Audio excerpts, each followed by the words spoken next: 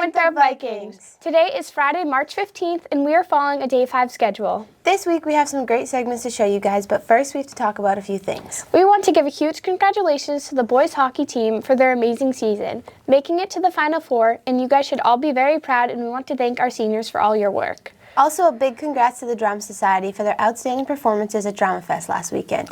We hope you all enjoyed it, especially you seniors that had to say farewell. Now on to our first story. March is Women's History Month, so we asked some of our amazing female teachers at WHS what historical female figures they look up to and appreciate. Here is Wake Up Winthrop's Brooke to show you more. Hi, I'm Brooke Danuccio of Wake Up Winthrop, and today we'll be celebrating Women's History Month and also learning about it. With amazing women in our school, we wanted to see their take on what Women's History Month is to them. The month of March is Women's History Month, where we celebrate and honor women in American history. Among the notable figures often spotlighted during Women's History Month are Sacagawea, a Native American woman who helped make Lewis and Clark's expedition to map parts of the West in the early 19th century. Susan B. Anthony, who fought for equality for women in the mid-19th century, more than 70 years before the 19th Amendment, gave women the right to vote in the United States in 1920. Harriet Tubman, a spy who led slaves to freedom during the Civil War, and Amelia Earhart, one of the world's first female pilots.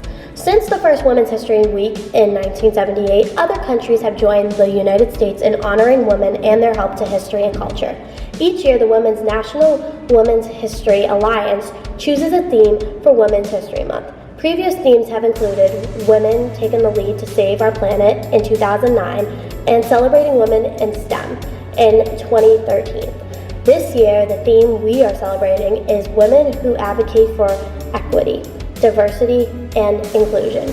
In a continuous effort to ensure a positive future for all, I caught up with some of the empowered women in our school to see what this month means to them.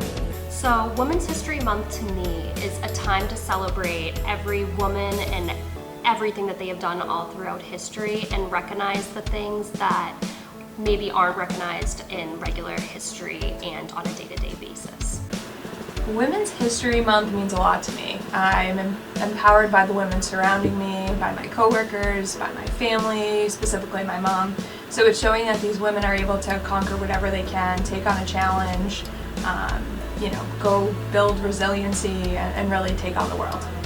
I think it's important to celebrate Women's History Month because it's important to acknowledge all the contributions that women make to society, whether it's the big overall picture or to our lives every single day. Women's History Month is a time to celebrate all the achievements of women, both past and present.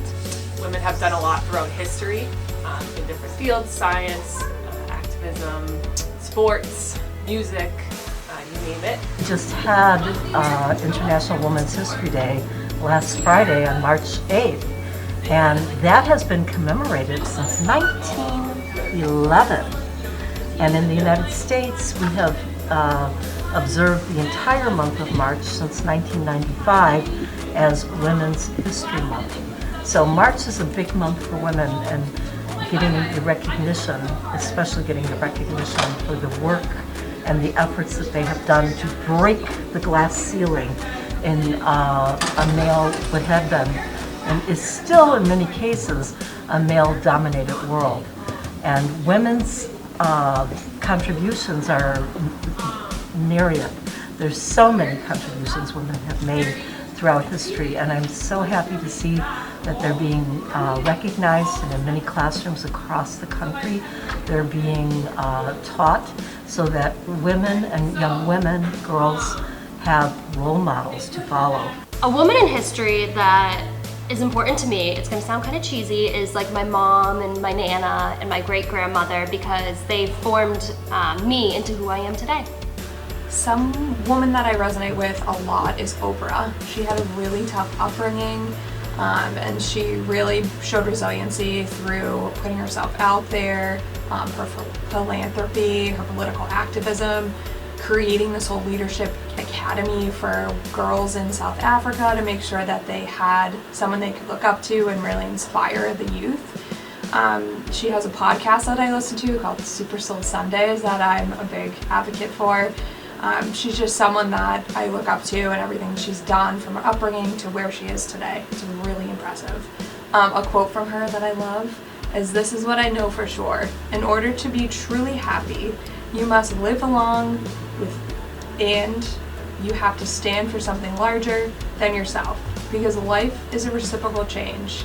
To move forward, you must give back. When it comes to women who impact my life, who I think about is really the everyday people, whether it's my family, friends, students, co-workers, people that you can just look at and inspire you to want to do better, be better, and just celebrate everybody who contribute to the overall picture of, society and success. And I can't just pick one specific woman in history, because everything that has gone on has been able to give me the opportunities that I have now. And if it wasn't for all the women throughout history, I wouldn't have had the opportunities that I have now in sports, employment, things like that. So I just really appreciate all that women have done throughout history. One of my favorite people, one of the women that I really admire greatly, was the artist Frida Kahlo, because she broke the glass ceiling for women in the art world to be accepted on an international level. And her work was known not only in her native country of Mexico, but in the United States and in Europe as well, because she traveled and went to Europe, she went to the United States, so her work was known internationally. So she did a lot to break that glass ceiling, where women artists have traditionally had been before that time frame in the 1940s and 50s, had been in the background, and the art world was dominated by male artists, and women artists did not have the recognition that they duly deserved. This month, we notice and celebrate all the amazing women in our lives today and also in our school system. Now back to you guys in the studio. Thank you, Brooke. Now on to a very intense story for the school today. Today is the big day and tensions are high. In a few hours, we will crown the Winthrop High School 2024 March Madness champions. To get you excited for the big games, here's Liam. Hi, I'm Liam Nemery, Wake Up Winthrop, and today we found the teams that we play in the March Madness tournament tomorrow. With many students to choose from, the teachers had a lengthy draft and chose many players that they thought will help them win the tournament. Every year, Winthrop High School holds their annual March Madness tournament, with last year's winner being Hotsy, leading his team to victory. The format of this tournament is a 3v3 style with students and teachers battling out to see who comes out on top. This week, the teachers had a very secret draft in the school where no students were to see at all and only teachers were to see.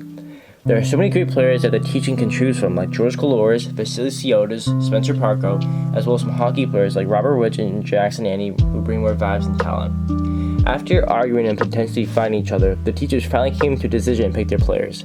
There were a few injuries from Clam, mostly from Cadigan, but everything's alright. With the amount of talent here, there are many teachers who are destined to win the trophy, like Mr. Cadigan, Mr. Crombie, and Mr. Darling, and many more. The trophy is up for grabs for anybody to take, but Hotsy looks to keep it to himself this year and keep his streak alive. Today, I interviewed some teachers and a few students players, asking them who they drafted on their team and how they feel about their team going all the way and hopefully becoming March Madness champions. So my team this year is Liam Natarino, Vasily Siotis, Desmond Cassidy, and Joey Cataldo. I feel super confident in my team. I got a guy that can rebound, play great D, and is a playmaker in every sense of the word. I mean, literally runs the floor. I got a couple of guys that can spot up and make open threes, and I've got some guys that have hustle and are bringing a lot of positive energy to the team. So I'm pretty confident in my team this year. I have Grace Florial, Zoe Bogus, Jordan Mercado, and Robert Rich. I think we're going to do fairly well. It's a solid team right there. Definitely going to beat Hotsy, and that's all I really care about. All right, so this is the crew right here. We're working with Donnelly, right? But you might look at us, you might not think we got the scoring potential, but we're focusing on defense, right? The best offense is a good defense, and that's why we're going in confident to this tournament. True. And I think that we might be the team to beat this year, and I'm calling out Mrs. Jones' team because George, you still got a fractured hand, can't shoot, can't dribble, so slow, big, can't do none. Also calling out only Vasily Siotis because he's big, slow, and he can't snap the ball very well. Wrong sport. All I'm gonna say, this team right here doesn't scare me. Actually, it makes me feel better about my chances to win. Me, Liam, Joe Cat, And Desi and Mr. Crombie, the man in charge, we're coming for it all this year. No one stands a chance. Yeah. He's lying. Hey, good luck, boys.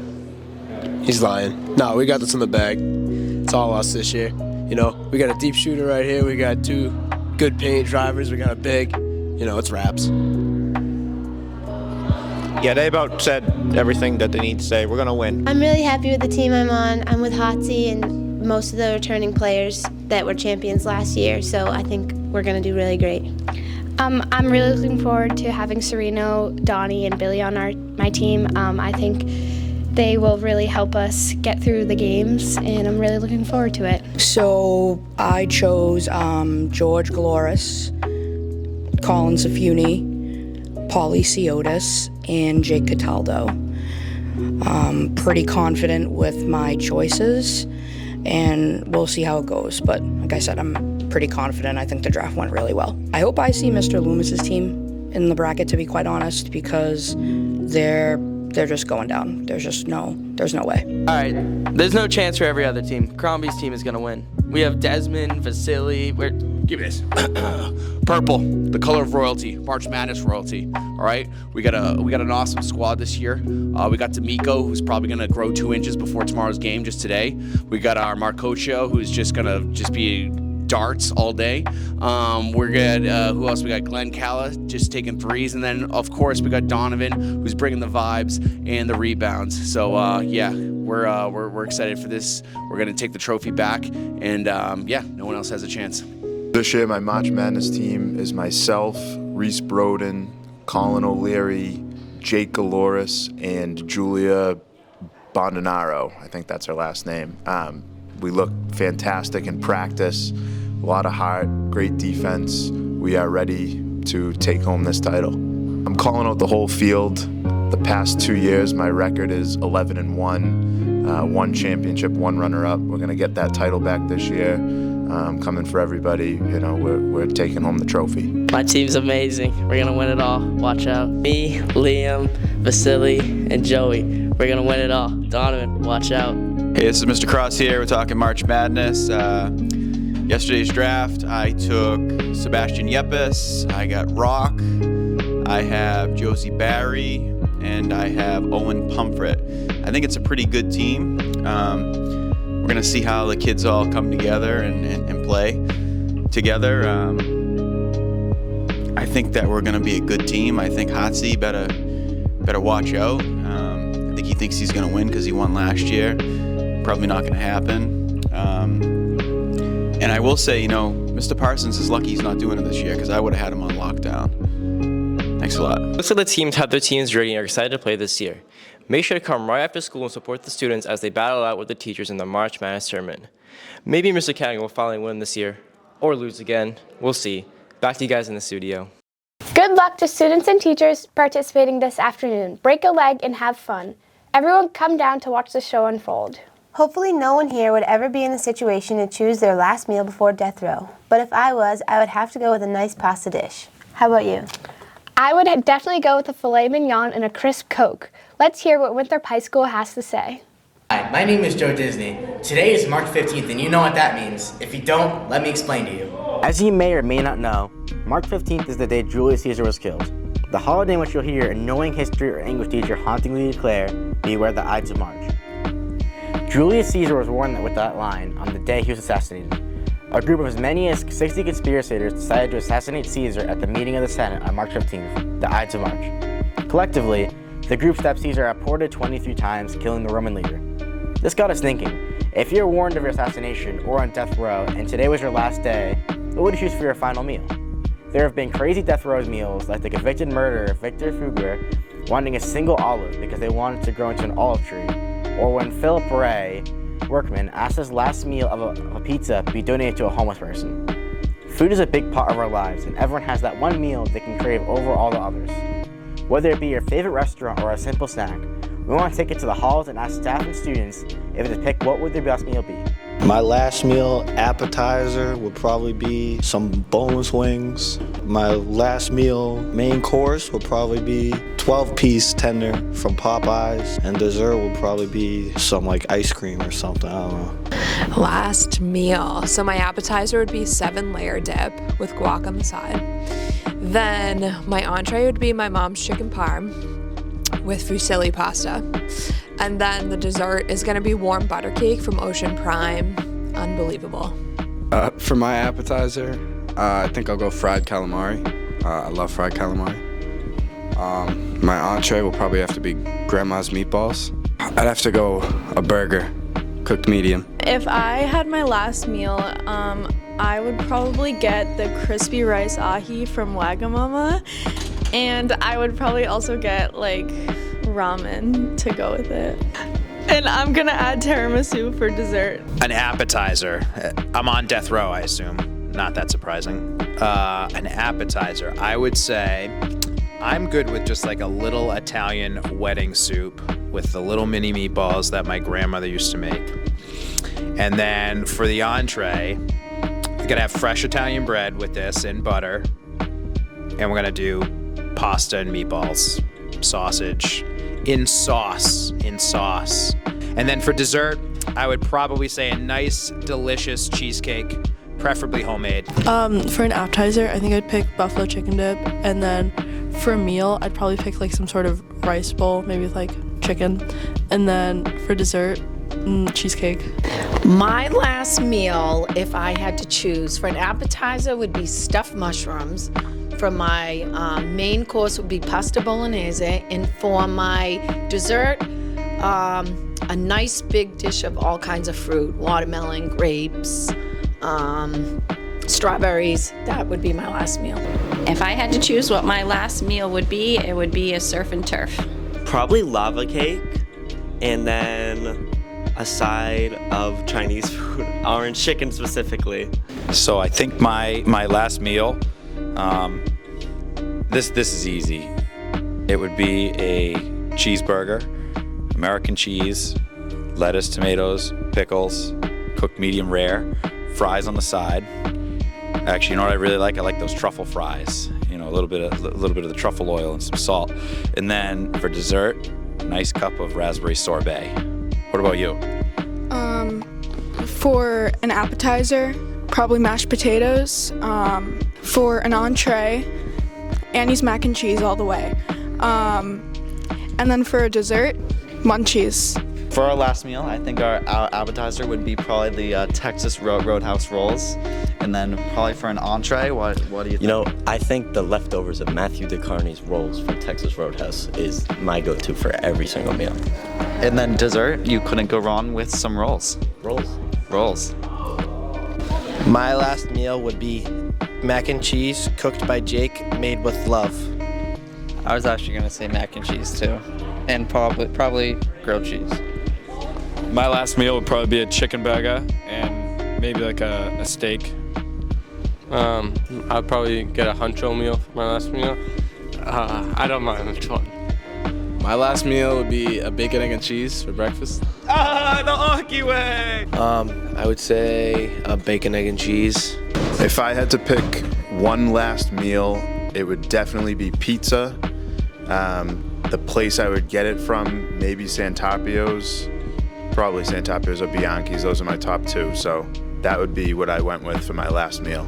For my one last meal, I would go to the 99 to pick out the midnight fudge cake sundae, along with chicken fingers and fries. Beef teriyaki. It would be pizza. From where? My house, homemade pizza. For my last meal, I would have the box combo from Cane's. My dessert would be Stella's pumpkin cookies, homemade. Appetizer would probably be like California roll, then a Chipper's bowl, Chipotle. For an appetizer, I would have an everything bagel with cream cheese from Dunk's. For a meal, I would have the bacon steak from Morton Steakhouse. And for dessert, I would have vanilla soft serve with warm cookie dough from Twisted Shake. My appetizer, I would choose mozzarella sticks. My entree, I would do like Chipotle, and then dessert, brownies. Appetizer, buffalo chicken dip. Entree, royal roast beef. Dessert, soft serve vanilla ice cream. For my last meal, I would have toasted raviolis for an appetizer. For an entree, I would have probably spinach lasagna, and for dessert, strawberry cheesecake. For my one last meal, it would definitely be a pizza from Santapio's, and then of course a twist and shake ice cream. So for my last meal, my appetizer would be buffalo dip for sure. And then my entree, I would do a filet from Morton's. That's like my favorite. And then the sides gotta be a Caesar or truffle fries or truffle tater tots. Those are the best. And then for my dessert, I would do Red velvet cake. Oh, good one. Or what's it called? Ben & Jerry's, even though I'm lactose intolerant. Or dirt cake with like the Oreos and the gummy worms. That's so good. For my last meal, I think I would start off with mozzarella sticks with marinara sauce on the side. And then I think for my last entree, it's gonna have to be a chicken Caesar wrap with a side of like truffle fries. And then like a truffle aioli on the side to dip that in. And then for my dessert, I'm gonna have to go, because it's my last meal, it has to be something peanut butter because I'm allergic. So peanut butter cookies or something. For my final meal, I'd probably have chicken and rice, guys. Now back to you guys in the studio. Thank you, Robert. Great choices. Keep donating money to the Polar Plunge to get more teachers to take the dip. The more the merrier, and it's a great cause to participate in and to show your support. That's all we have for you this week. Have a great weekend, and remember, Roll Vikes!